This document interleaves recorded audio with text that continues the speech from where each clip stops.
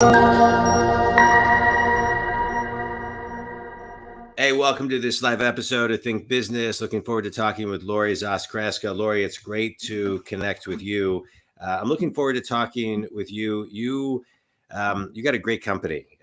You are the founder and CEO of Growth Owl, and you help nonprofits and associations that have purpose find corporate sponsorship and funding. Yeah, that must be a lot of fun. You're also the author of the book, The Boardroom Playbook, which I have right here. Thank you for coming to me. I appreciate it. Like every episode, one of the things I love to start off, because the Think community always loves to kind of hear things on how they can get unstuck. I'm a business coach, and I work with successful people all over the globe to get them who are stuck, to get them unstuck. So I always like to kind of start off with, where's your stuck? So in your business, Lori, where is your stuck, and what are you doing to get unstuck? So if I think about this in two different ways, if I'm involved in a project, maybe I'm working on something and I've been really working at it for quite some time in a day, I need to learn to let it go and walk away and then come back. There's such power in that. And that's advice that I give my clients all the time, but I'll be the first to admit I don't always take it. Yeah. I just want to push through my type A bull personality. Just come on, get it done. Yeah. But I've really learned the benefits of, if you're in the midst of a project and you're just stuck, you're not going anywhere, let it be, walk away, get outside, maybe start something else, physically leave the room you're in. Yeah. And I tell you, that works for me all the time. I bet you have the same experience, Jon. Yeah, that's, I kind of incorporated the 24-hour rule a long time ago when it came for preparing for things, especially keynotes that I would do, Lori, because they take me so much time. It's like I have to kind of do it, walk away. But any type of project, I have found that to be very, very true. And one of the things that has actually saved me a lot of money, is I do that with Amazon. So anytime I go to buy something, because I was buying too many things on Amazon Prime, so I thought, okay, if I'm not going to use it in the next 24 hours to a week and I don't need it right now, don't buy it. Yeah. So that's where, yeah. But I agree with you. I recommend that to a lot of the clients that I coach. Do something, get everything out on paper, walk away, and then give yourself 24, maybe even 48 hours, come back to it with fresh ideas and fresh eyes. All right. Well, thanks for sharing that. I appreciate it. Absolutely. Glad to help. So let's talk about the book before we kind of get into the business, because I always love talking to authors. The Boardroom Playbook, a not so ordinary guide to corporate funding for your purpose-driven organization. Yeah. What I loved about the book is it was a short book. Yes. It was it was written in a really professional way, but also it was simple to read. So just kind of talk about what the reader can extract from the book, and some of the key lessons. So the reader I have in mind is a very busy executive director, a vice president, a board member, anybody who's in charge of finding funding for their purpose-driven organization that specifically works with corporations or other large organizations to find funding. So I came up with working on this book because everybody would ask me about my process. Lori, what exactly is your process to be successful? Well, going back to my experience before I started Growth Owl back in 2018, I spent about 10 years with PBS and NPR. A lot of people don't realize that they share resources many times to find corporate funding. So myself and a team went out and we would find corporate funding on behalf of the stations we represented. And I thought to myself, this would be great if I could take the success that we're having and how we do this and apply this to other types of purpose-driven organizations. So that's how eventually I started Growth Owl. And the principles of the book based on the success I call me, me, mo. Yeah. And that's aligning your mental, your state of mind, your message, what you're saying, what you're researching, and your motion, the actual approach, and then really getting into it when you're actually meeting with these corporations to get you to the big moment where you're asking for money. Yeah. So I'm so glad you mentioned it was a quick read. That was intentional. I even have a whole chapter on brevity and why it is so essential in today's world, especially with working with corporate decision makers. So it's meant to really take a quick read at first, go back, see what really resonates with you, make notes, and take it from there. Yeah. I want to talk about a couple pieces of the book. Sure. Broken up into 4 sections: mental, message, motion, and the moment. Yeah. And one of the things I'd like you to touch on is the self-fulfilling prophecy and feel the fear and face the snake, because I think that, I think so many of us, and I see this as I coach people, Lori, there's so many people kind of coming from places of fear. It prevents them to ask. It prevents them from kind of tapping into what really fulfills them. There's so many avenues of those two. They seem to go so hand in hand. So just kind of talk on that in your research and what you see and how people can get to the other side of the bridge. Well, what's amazing about self-fulfilling prophecy is it doesn't matter what stage in your career you're in. This applies to everybody. So you could be new to fundraising, or you could be somebody that's been in sales for over 35 years, and you still have those misgivings about how a meeting's going to go. I even talk about a gentleman in my book that was a very super successful guy on the outside that I work with. But on the inside, he gets into self-fulfilling prophecy mode, already predicting the meeting's going to go terrible. It's going to go south before he even goes in. And that's what happens, right? So it's really important that we take some of those anxieties and those fears that we have before a big moment like that and really put them into perspective. I offer thoughts on things like journaling, writing out your thoughts, and visualization. Picture that meeting going well.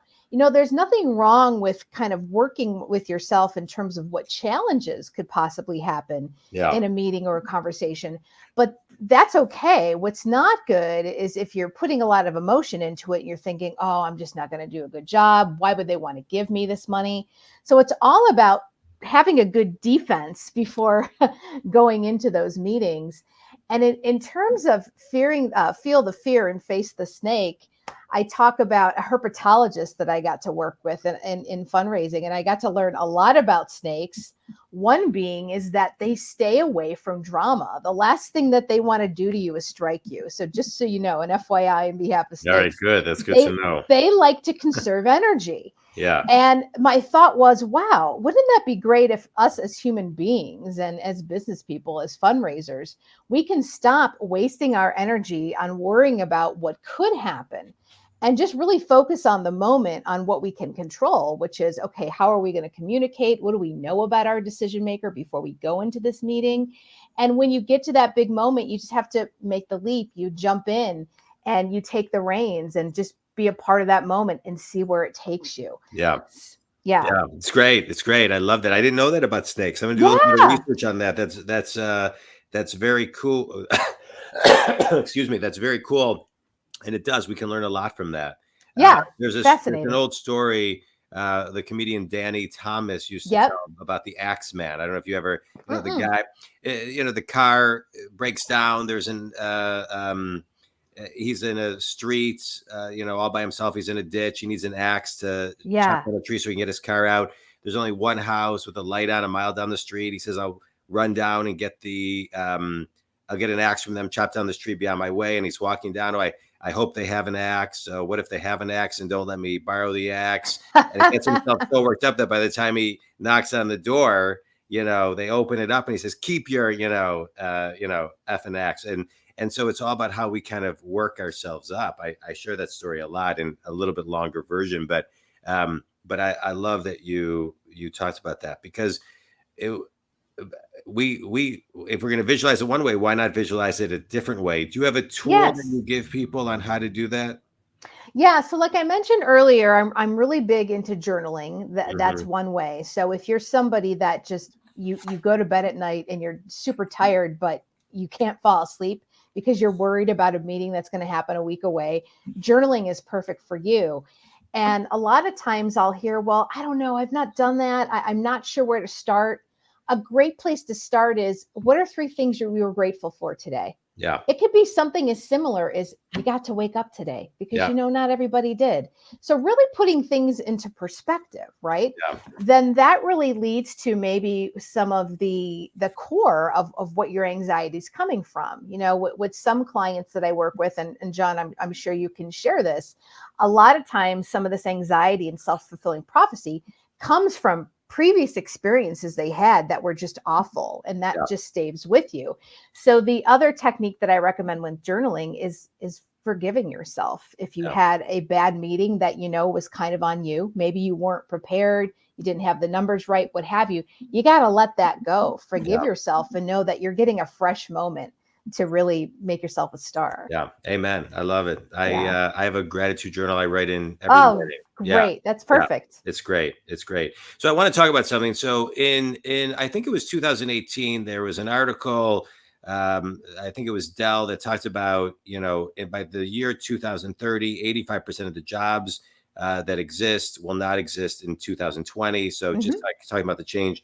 And one of the things I found so interesting about your bio, I mean, many things, but you're an MBA graduate with a certified fundraising executive, a CFRE certification. So I didn't know that existed. And that seems like not only relevant today, but moving forward, it's going to be so much more relevant with the way the world is moving and the work that you do. And so I just thought it was interesting. So how do you decide to get an MBA with a certification in fundraising executive? Like, how did you know that is what you wanted? Like, take us backwards and just kind of like take me to the path of that when you saw that, you thought, oh, that's for me. So my credentials might look a little confusing. So I got my MBA first. I didn't receive my CFRE until 2020. Gotcha. So I think just the way that it's presented, it looks like I have my master's with CFRE. But I will say that, to kind of go to your point, when I was an undergrad, I studied English. I was an English major, and I had a minor in sociology and film. And I thought I was going to go to law school, and I totally changed my mind. And I decided, once I kind of, after I graduated from college, I got into the business world, and I thought, you know what, this is for me. So I decided to pursue my MBA, and I picked systems management because it's kind of a general MBA, at least it was at the time, where you're learning a little about all the different systems within an organization, a little about accounting, marketing, promotion, finance, what have you. So to fast forward into where I am today, to take me to the CFRE, I had been working with nonprofits for so long, and then working in nonprofit, being that I was with PBS and NPR. A lot of people forget they are nonprofit organizations. I knew that when I started Growth Owl, to really, honestly, to give me a competitive advantage, number one, and number two, to really understand the insides and outs of what nonprofits are facing, I decided to go for my CFRE, which gives you, again, almost like that systems management MBA, it gives you a little knowledge about all different parts of fundraising, from donor advised funds to individual giving to what I do, corporate sponsorship. And I'm so glad that I did that. And there's a whole community of CFREs, and you can even go to CFRE.org and you can see CFREs that are in your area. Yeah, very cool. Very cool. Let me ask you a question. When you when you're looking at the landscape of the type of clients that you work with, who are your ideal clients, and who are the type of clients that should and can reach out to you? Yeah, so to be pretty specific, I tend to work with nonprofits or associations that have at least about $1 million in revenue. So to really be able to represent them or teach them how to represent themselves in front of corporations. For smaller nonprofits and associations, other purpose-driven organizations, I have some training offerings that we could do, but for something more long-term, usually that $1 million is kind of the mark. But what's great is corporations truly are interested into talking to all different sizes of nonprofits and associations to learn about the good work they're doing, specifically because of their own CSR, DEI, and philanthropic goals. Yeah. So that's all good. And in terms of people that I tend to talk to, it's usually the executive director, a board president, chief development officer. Those would be the types of people and organizations. I also have clients that they hire me individually. So they might work for a large nonprofit or maybe even a startup that has purpose driven behind them, but it's not their organization hiring them or hiring me. It's them personally wanting to work with me to gain the skill and to gain the craft. And how do you maneuver yourself around corporate funding and sponsorship? Yeah, it's cool. It's definitely an art, and you seem to be great at it. And Thank you. that's great. All right, quick speed round, Lori. Yes. A book, article, or TED Talk that's had the biggest impact on you. Oh gosh. Oh, this isn't very quick. I read a lot. That's why this is tough. Yeah. I would say anything Napoleon Hill. Okay, Napoleon Hill is great. All right, good. Yeah, Think and Grow Rich. All of his work is great. The best piece of wisdom you've ever received. Don't take yourself so seriously. That's a good one. Finish this sentence. One thing everybody can do to find their passion is help somebody else. Yeah. I mean, you seem to be really passionate about what you do and the business that you created, and a lot of times that is so contagious. Tell everybody again where they can connect with you and who your ideal clients are. Yeah, again, growthowl.com. I'm sorry, thegrowthowl.com. I actually have a special offer for your listeners as well. You can go to thegrowthowl.com/podcasts, and you can see my 5 ways to stand out when contacting corporate decision makers. You can also reach out to me on LinkedIn, Lori Zoss Kraska. That's great. Lori, I appreciate it. I'm a business coach. I work with successful people who are stuck and get them unstuck. Yeah. And I love this podcast because I get guests like you on that can provide people an ability to continually get unstuck.